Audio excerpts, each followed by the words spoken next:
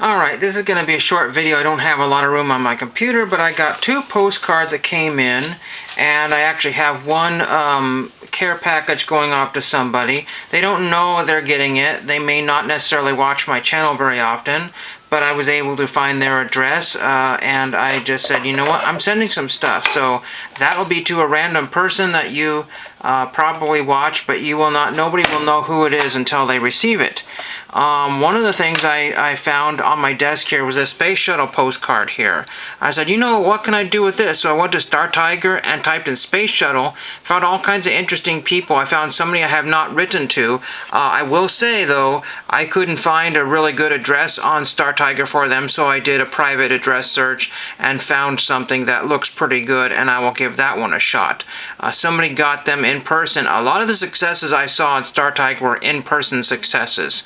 So you won't know who this guy is. I didn't know who he was, but he did a lot of important space shuttle computer research or whatever, and I thought this would be a perfect thing for him to sign. I'm not going to send anything else because he might send a bonus item like a business card. You never know what people are going to send back if I happen to get that. This is the shuttle landing in Edwards Air Force Base. I almost used it for my postcard project, but I thought better of it. And I have some other space shuttle type postcards here that I will be using one of these days. I have a few first day covers, but those are, what do you call it? Event covers, but they are for older shuttles, missions, other things, and a lot of those people are very, very hard to find anymore, so I'm saving those for something else. So there's that one there. Got these 2 postcards in the mail here. This is searching for the columns of Lost and Found. Where were you Sunday? We missed you. Come to Sunday school, blah, blah, blah, next Sunday. And I just, you know, paid $1 for this postcard at the last stamp show. Didn't know why I bought it, but I said, you know what, it's something different. I'll use it for my postcard project. Otherwise, it's going to sit in somebody's box forever. Is it worth $1? No. I used to buy these types of things for 25 cents. I had a few of them. But, you know, you pay what you pay. So, Nights in California, if you can see that or not. The last postcard here is this one here. Just kind of a whatever postcard. It was printed in Canada. I figured I'd send it off to Lake Isabella because of the water theme there. So Lake Isabella, California has gotten that one and nicely canceled it here. Here, and here. There's a mailbox postcard. I like that one, but it's a Christmas stamp. Again, use what you have and don't worry about it. Went to the thrift store when I was at the post office. There's one just like a, half of a minute down the road there. Got this brand new book of Mead memo book paper, and it was brand new, factory sealed, 50 cents, and it was dated 1979. I mean, how crazy is that? Somebody bought that probably because the store was going out of business, and they just bought it just to have and never got around to using it. You know, it's great for notes, writing letters. I mean, I just wrote my last letter on this. I squeezed my letter on the front and the back. That way I don't have to write a whole lot. And dear so-and-so, and it'll fit in my envelope there. And then to make a whole $1 there, I bought this Desert Roadrunner postcard. It says it's the Clown of the West.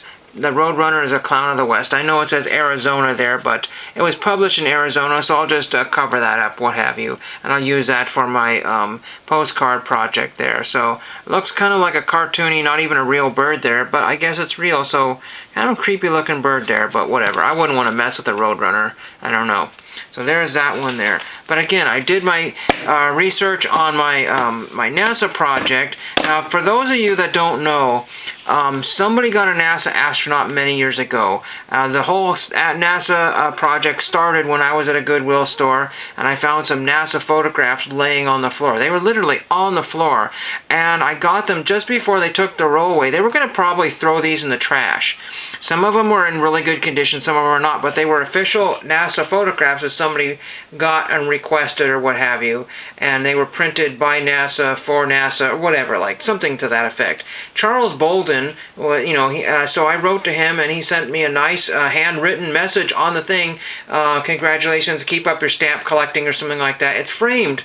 hanging in an office somewhere. Well, not saying office, but in a room somewhere. I need to get that put in this room here. That's amazing. So that started my collection, and some of those other photographs turned into TTMs as well. And then I said, you know what? I have lots of space first day covers. I'm going to start writing to them. And I used all my first day covers, so I kept on buying at every event that I could find, buying this, and I pay $1. Sometimes I pay upwards of $4 or $5 for an event cover, and sometimes they would never come back. And then eventually I wrote to every single practically living NASA astronaut that I could find. I got every single shuttle mission, was I think over 100 missions or something crazy at the time. And I have something like 300 plus, maybe even close to 400 NASA autographs. A good 60% of those people probably have now since passed away. I don't know, a lot of them have. And I have one of the largest NASA collections on all of YouTube, and they didn't get a whole lot of views. They got enough views, but not, so if you go back to my channel and type in NASA or space, you will find hundreds of videos. Literally hundreds of videos talking about my NASA collection.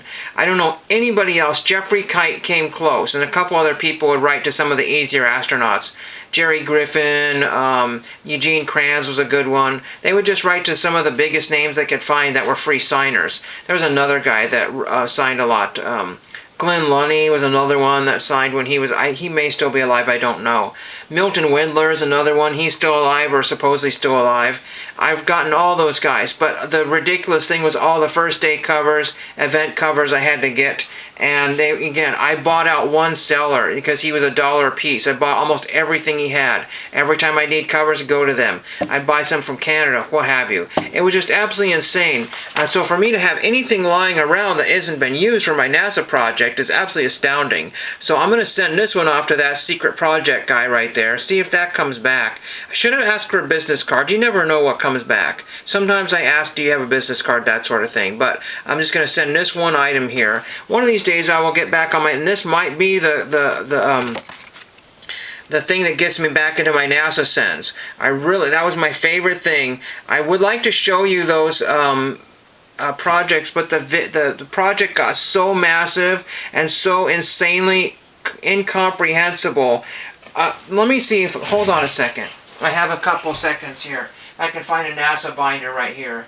I'm trying to reach for one here. They're all usually on the shelves here. Shoot. Well, I don't know. They don't seem to be around here, but I've got 3 or 4 NASA binders, absolutely ridiculously insane.